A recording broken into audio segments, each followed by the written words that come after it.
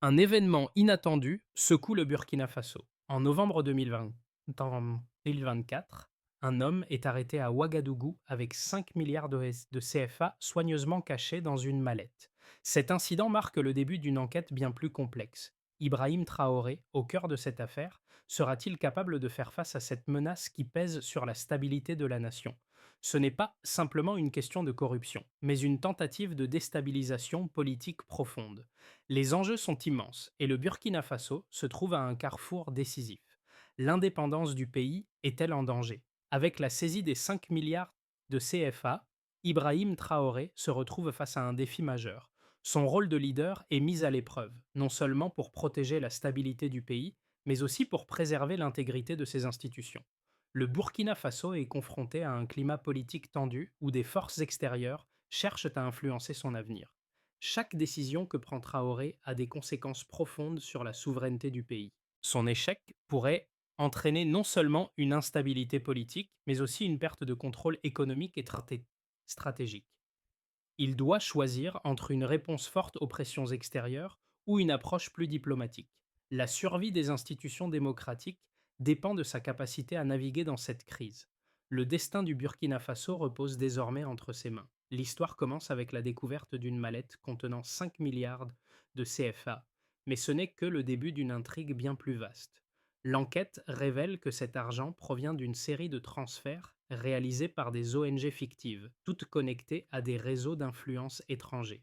L'objectif n'est pas d'aider le pays, mais de manipuler ses décisions politiques. Ces fonds ont été utilisés pour semer la discorde, non seulement au sein du gouvernement, mais aussi dans les forces armées. Les preuves de cette ingérence sont troublantes et mettent en lumière l'implication de puissances étrangères cherchant à contrôler la direction du Burkina Faso. Ibrahim Traoré, en tant que chef de l'État, se retrouve au centre de cette crise. L'avenir du pays dépend de sa capacité à contrer cette manipulation sans compromettre la souveraineté nationale. Il doit faire face à des alliés hésitants au sein de son propre gouvernement, tout en faisant face à une pression croissante de la part des forces extérieures. Sa décision sera cruciale pour l'avenir du Burkina Faso. S'il échoue, le pays pourrait se retrouver sous contrôle indirect d'acteurs étrangers, fragilisant davantage ses institutions et sa démocratie. Mais s'il réussit, il pourrait redéfinir l'indépendance du Burkina Faso dans le concert international. Ibrahim Traoré, jeune leader du Burkina Faso, se trouve à un tournant décisif de son mandat. Dès sa prise de pouvoir, il a dû faire face à une série de défis politiques et sécuritaires. Cependant, l'affaire de la mallette n'est pas seulement une crise parmi d'autres. C'est un test de la capacité de Traoré à maintenir l'intégrité nationale face à des forces qui cherchent à s'immiscer dans la politique interne du pays. Dès le début de l'enquête, il devient évident que des agents étrangers ont infiltré les cercles de pouvoir, cherchant à modifier le cours politique du Burkina Faso. Au sein du gouvernement, les opinions sont divisées sur la manière de répondre à cette crise. Certains prônent une action immédiate et forte pour envoyer un signal aux acteurs extérieurs, tandis que d'autres préconisent une approche plus mesurée, craignant que des mesures trop radicales ne renforcent l'ingérence étrangère. Traoré doit jongler entre ces pressions internes, tout en maintenant un front uni face aux défis extérieurs. La gestion de cette situation pourrait bien être la clé de sa légitimité et de la stabilité du Burkina Faso. La division au sein de son propre gouvernement représente un défi de taille, mais elle offre aussi l'opportunité de prouver sa capacité à naviguer avec habileté dans les eaux troubles de la politique internationale. Le 8 novembre 2024, un homme est arrêté à Ouagadougou avec une mallette contenant 5 milliards de TFV de CFA. Cette découverte initiale semble banale, mais elle marque en réalité le début d'une enquête qui révèle l'existence d'un réseau d'ONG fictives, utilisées pour financer des activités de manipulation politique au Burkina Faso. L'argent n'était pas destiné à soutenir des causes humanitaires, mais à influencer les décisions politiques du pays. Une fois les autorités locales informées, l'enquête se concentre sur les transactions financières, qui révèlent un système complexe de transferts cachés. Ces fonds ont été utilisés pour corrompre des officiers militaires et manipuler des décisions politiques au sein du gouvernement.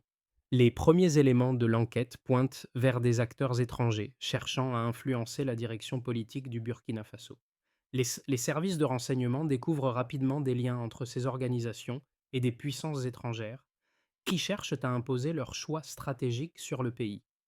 Alors que les autorités burkinabées commencent à prendre des mesures pour déjouer cette tentative de déstabilisation, la réaction internationale est immédiate. Les grandes puissances, notamment les anciennes puissances coloniales, expriment leur inquiétude, menaçant de suspendre leur aide économique et de resserrer les liens diplomatiques. Ibrahim Traoré, face à ces menaces, doit choisir une ligne de conduite. Doit-il répondre fermement aux pressions extérieures ou adopter une position plus souple pour éviter de se retrouver isolé sur la scène internationale? Chaque décision qu'il prend aura des répercussions profondes sur la stabilité du pays et son indépendance. Mais une chose est certaine, l'affaire de la mallette n'est que le début d'un affrontement bien plus vaste, un combat pour l'indépendance et la souveraineté du Burkina Faso face à l'ingérence étrangère. Les autorités burkinabées ont réussi à suivre les flux financiers, révélant l'ampleur de l'ingérence. Les premières analyses montrent que 5,3 milliards de CFA ont été transférés par le biais de structures opaques et d'ONG fictives. Les fonds ont été répartis entre plusieurs comptes bancaires sous couvert d'aide humanitaire. Cependant, l'objectif réel était d'influencer les décisions politiques internes du Burkina Faso. Ces transferts ont été réalisés entre juillet et octobre 2020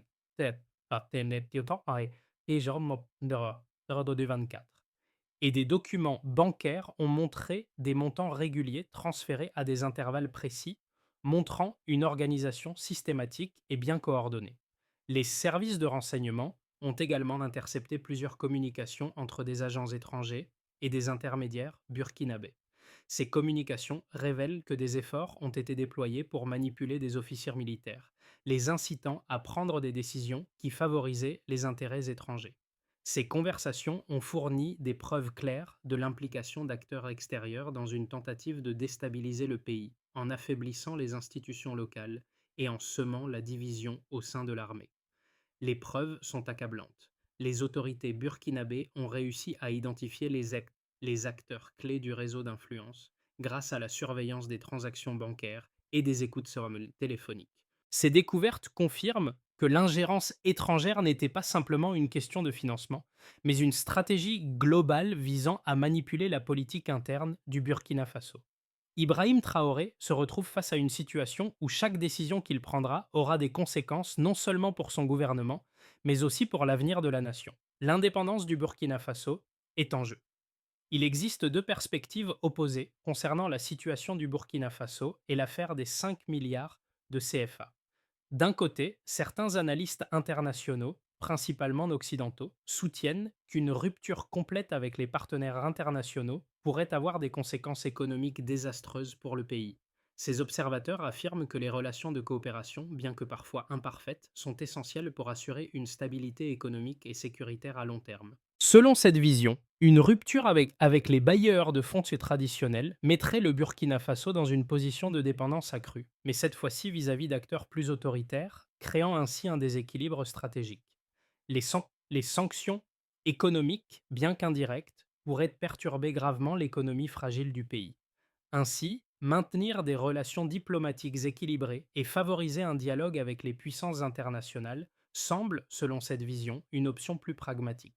Cependant, une autre perspective, de plus en plus soutenue par certains acteurs africains, estime que cette rupture pourrait être une opportunité pour le Burkina Faso de reprendre son indépendance. En restant dans des accords déséquilibrés avec des puissances étrangères, le pays serait enfermé dans une dépendance qui nuit à sa souveraineté.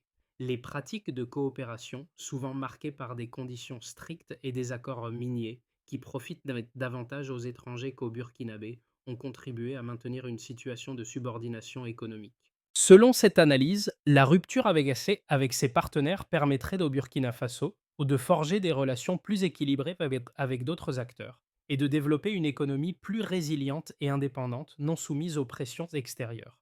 L'argument pour cette deuxième position repose sur l'analyse des faits observés.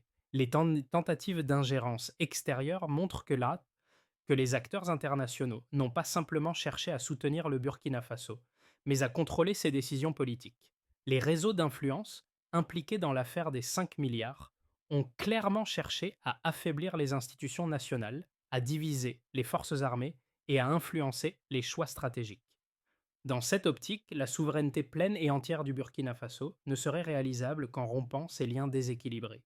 La question clé qui se pose ici est de savoir si le pays peut maintenir son indépendance tout en gérant les défis économiques et diplomatiques qui l'attendent. Il semble que le seul moyen pour le Burkina Faso de préserver sa souveraineté et de se protéger des influences extérieures soit de faire preuve de courage politique et de poursuivre des réformes audacieuses pour garantir l'autosuffisance économique et la stabilité politique.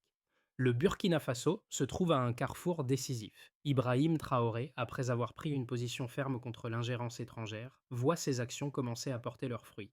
Les manifestations populaires se multiplient et le soutien à la souveraineté nationale prend une ampleur nouvelle. Ce moment est crucial. Il représente un tournant dans la lutte pour l'indépendance du pays.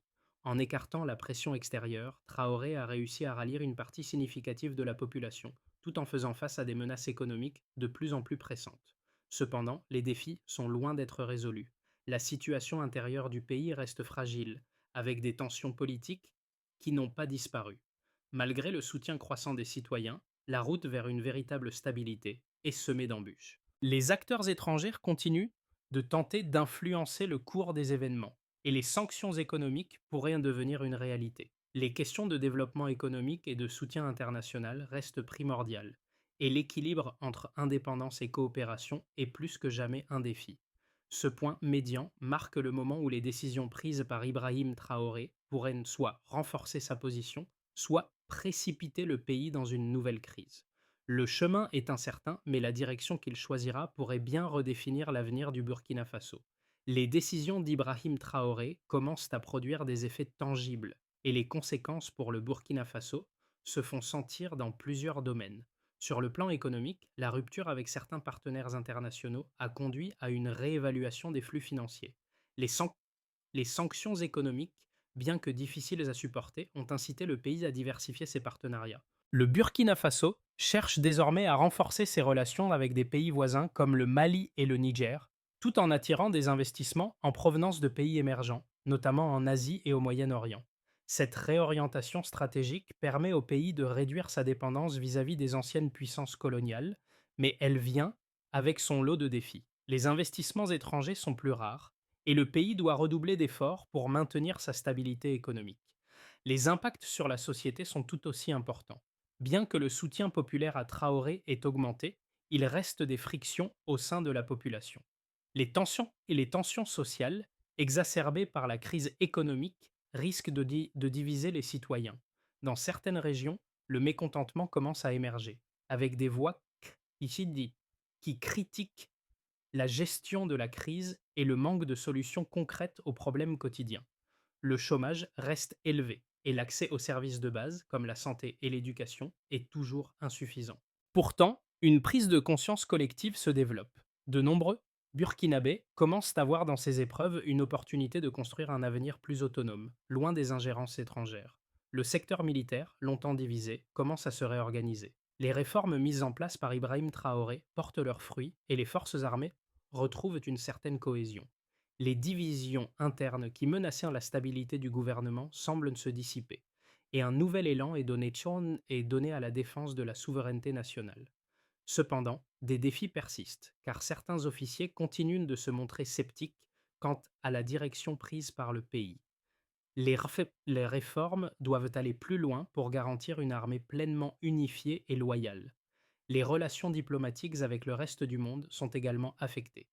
Les puissances occidentales, qui avaient jusque-là été des alliés privilégiés, commencent à revoir leur position face à l'attitude ferme du Burkina Faso. Certains pays soutiennent la souveraineté du pays, saluant son courage, tandis que d'autres, plus inquiets, manifestent leur mécontentement par des sanctions économiques et diplomatiques. La pression sur le gouvernement burkinabé augmente, mais cette situation ouvre également la voie à de nouvelles alliances régionales et internationales. Le Burkina Faso se retrouve ainsi à un croisement. Les réformes internes et la diversification des partenaires internationaux montrent des résultats encourageants, mais les tensions sociales et économiques demeurent. Le chemin vers une stabilité durable nécessite encore des efforts considérables, et la route reste semée d'embûches. La capacité d'Ibrahim Traoré à naviguer dans ces eaux troubles sera déterminante pour l'avenir du pays.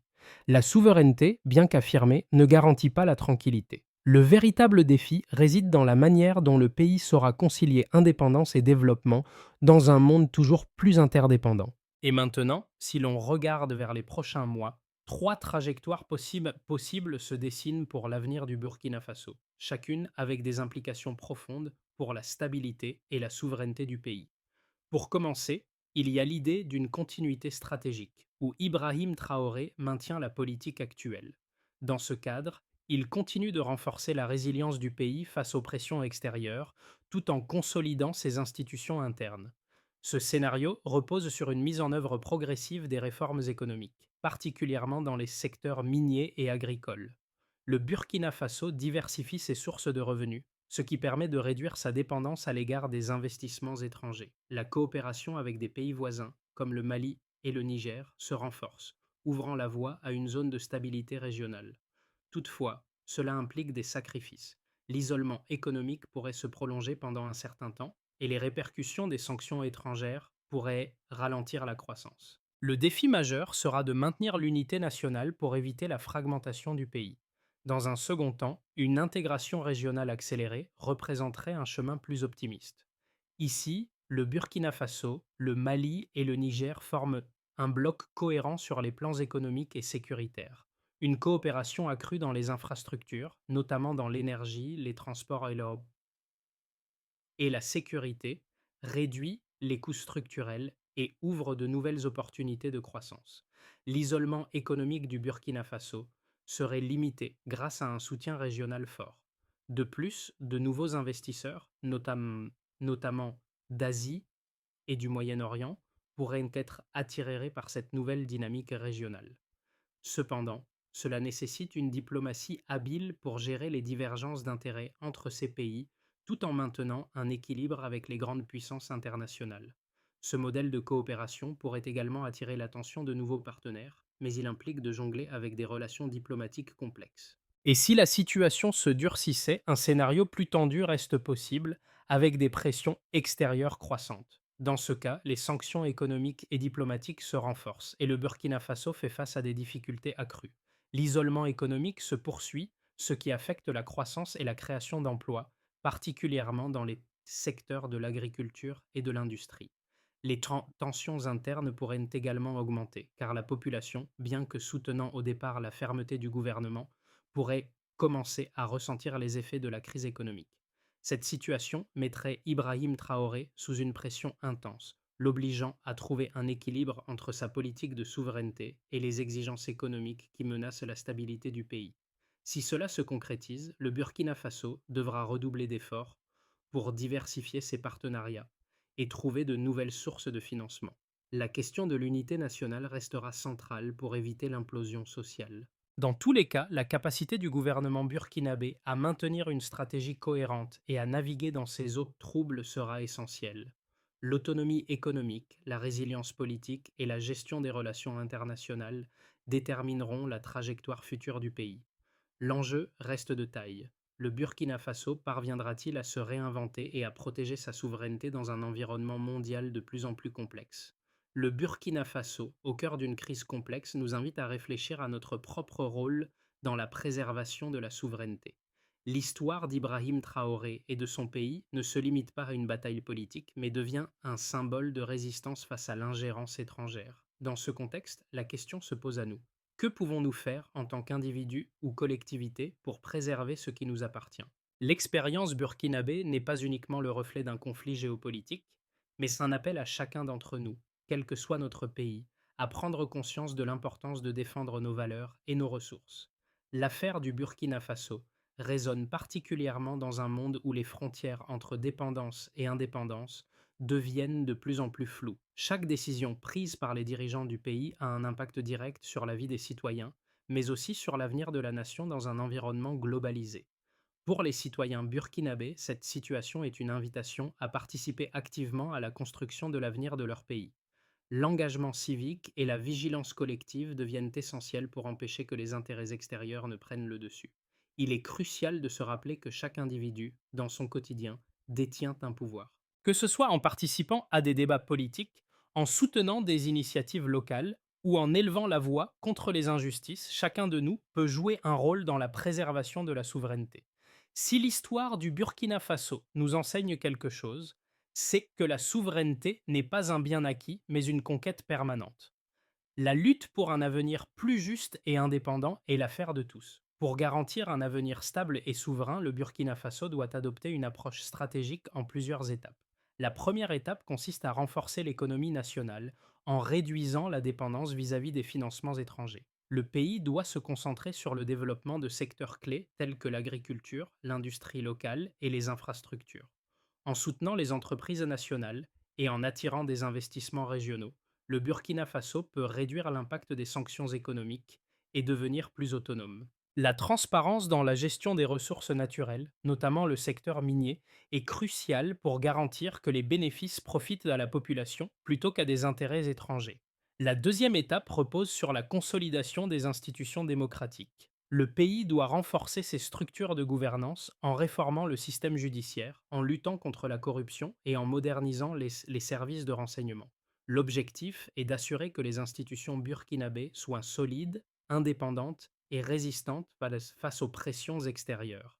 Cela inclut également la réforme de l'armée et des forces de sécurité, pour garantir que ces institutions soient fidèles à l'état de droit et à la souveraineté nationale. La troisième étape consiste à intensifier la coopération régionale. Le Burkina Faso doit continuer à développer des partenariats avec ses voisins, en particulier le Mali et le Niger, pour créer des alliances stratégiques fondées sur des principes de solidarité et de respect mutuel. En développant des infrastructures communes et en renforçant la coopération en matière de sécurité, les pays du Sahel peuvent créer un bloc plus solide et plus autonome, capable de résister aux pressions extérieures.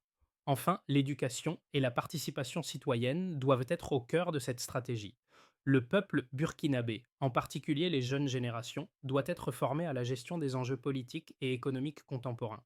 Des plateformes de participation citoyenne doivent être créées pour permettre à la population d'avoir une voix active dans les décisions politiques. L'histoire du Burkina Faso, marquée par la prise de position d'Ibrahim Traoré, nous rappelle l'importance de défendre nos valeurs et notre souveraineté. La déclaration de Traoré, affirmant que le Burkina Faso n'est plus à vendre, est devenue un symbole de résistance. Ce moment précis, où il a choisi de protéger l'indépendance du pays, a été une réaffirmation de l'identité nationale et de la dignité d'un peuple. Il a redonné espoir à la population, lui montrant qu'il est possible de faire face aux pressions extérieures tout en préservant ses principes. Ce choix de fermeté a marqué un tournant décisif dans l'histoire du pays. Il n'a pas seulement repoussé les influences extérieures, mais a aussi permis au peuple burkinabé de se retrouver autour d'une vision commune de souveraineté et de fierté nationale. Cette prise de position a insufflé un nouveau vent de solidarité, renforçant la cohésion nationale à un moment où le pays en avait grandement besoin. La lutte pour l'indépendance, cependant, ne s'arrête pas là. L'histoire du Burkina Faso est un rappel que la souveraineté se construit chaque jour, à travers les décisions de ses dirigeants, mais aussi par l'engagement de chaque citoyen. C'est cette détermination collective qui façonnera l'avenir du pays. Le Burkina Faso n'est pas seul dans sa quête de souveraineté. Cette lutte, bien que centrée sur un pays, résonne au-delà de ses frontières. Le Burkina Faso offre une leçon pour tous ceux qui se battent pour leur indépendance, leur dignité et leur avenir. Chaque individu a un rôle à jouer dans cette lutte, que ce soit par son engagement civique, sa solidarité ou sa vigilance face aux pressions extérieures. Mais qu'en est-il de vous? Comment pouvez-vous, à votre niveau, contribuer à la construction d'un avenir plus juste et indépendant pour votre pays? La souveraineté ne se limite pas aux décisions des dirigeants. Elle repose sur la participation active de chacun. Que ce soit en vous impliquant dans les débats locaux, en soutenant des initiatives citoyennes ou simplement en élevant la voix contre l'injustice, chaque geste compte. Le destin d'un pays se construit à travers les actions de ses citoyens, petits et grands. C'est le moment de réfléchir à votre rôle et d'agir. Le futur du Burkina Faso, comme celui de chaque nation, commence maintenant.